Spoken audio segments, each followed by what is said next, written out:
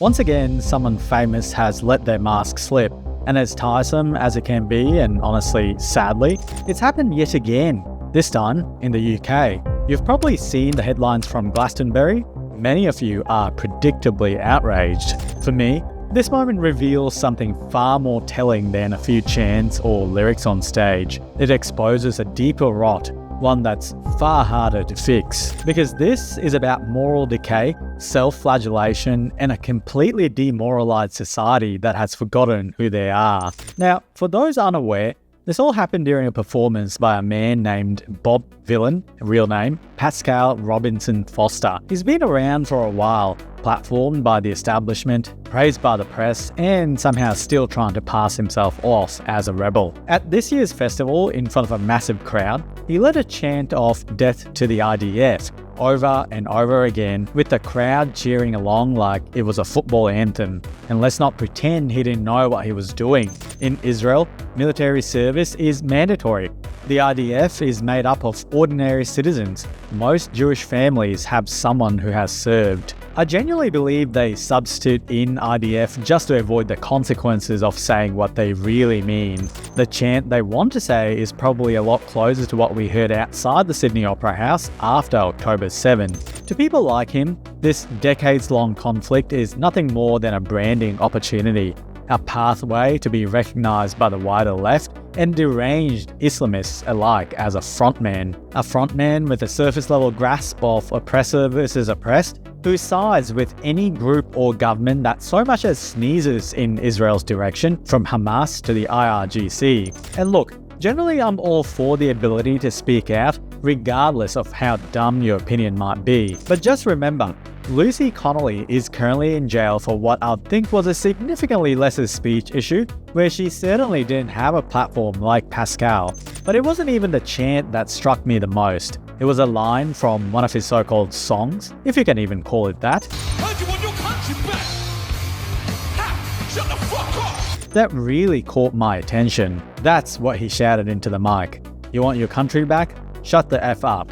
With the smugness only someone completely insulated from the real world could get away with. And sure, to some people it might sound like just another edgy throwaway line, a bit of punk theatre, but it's not. It's a message, and not to the government, not to the political class. It's aimed squarely at the poorest, most voiceless people in the country. The people who've spent the last 10 years watching everything around them deteriorate. They have watched as net migration hit a whopping 728,000 last year, and that's after the government tightened the rules. They've watched house prices hit 7.7 times the average income, with home ownership now a fantasy for most. They have watched rising crime and a sense of lawlessness around their communities, and they have watched these communities fragment while trust in government plummets and everyone pretends like it's all fine. These are real concerns. For what is now an entire class of British people who've seen everything change around them,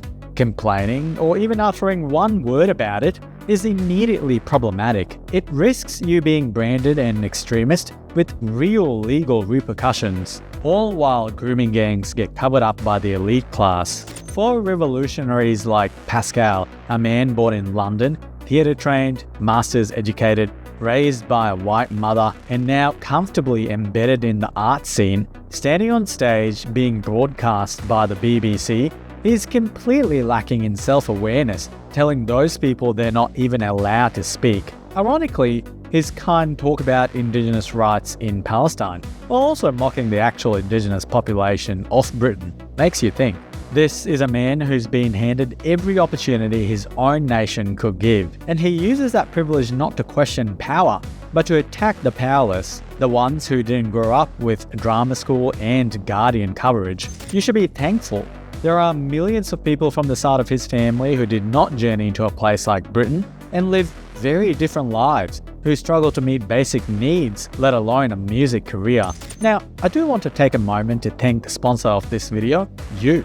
No, seriously, this channel is completely fan-funded, no corporate overlords or gambling disguised as mobile games, just regular people supporting through Patreon and helping keep this content independent. And if you're enjoying this video and the broader channel so far, consider signing up as a patron. You get perks like early access to videos, banned videos, Discord roles, and direct access to me. Links in the description below.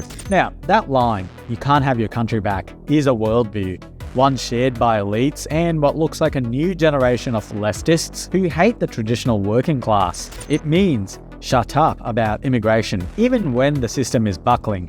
Shut up about housing, even when you're working full-time and still can't afford to live. Shut up about crime, even when you can't walk through your own high street without being followed. Shut up about social cohesion, even when you don't recognize your own neighborhood anymore. Shut up about everything, because we've decided you don't get to have a say. And speaking of the crowd, look at them.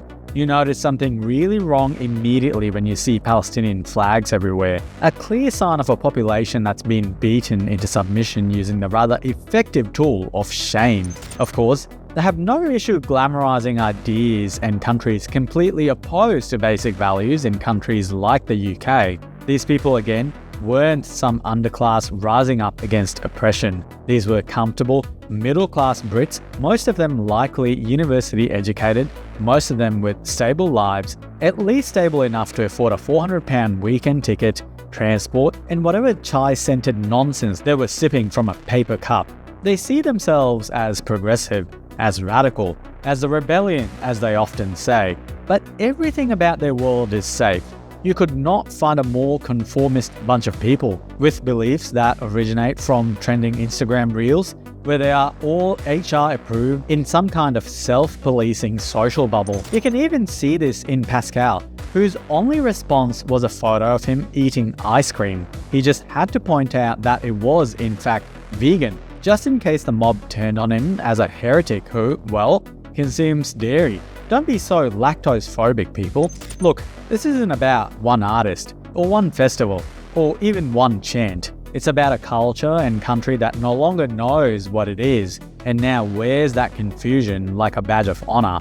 A culture that mocks its own foundations, erases its own memory, and punishes anyone who dares to speak up in its defense. I think in the future, historians can almost pinpoint the years when Western nations imploded by turning on themselves. As I've said many times on this channel, often, you don't need invading forces to destroy a country. That's rather difficult, as we have learned from history. But that same history is also filled with tombstones of empires and nations who fell due to internal issues. Empires who forgot who they were, where the elite class spat on the rest while cosplaying the struggles of the lower classes they despised. Empires that glorified and invited people who want nothing more than their downfall.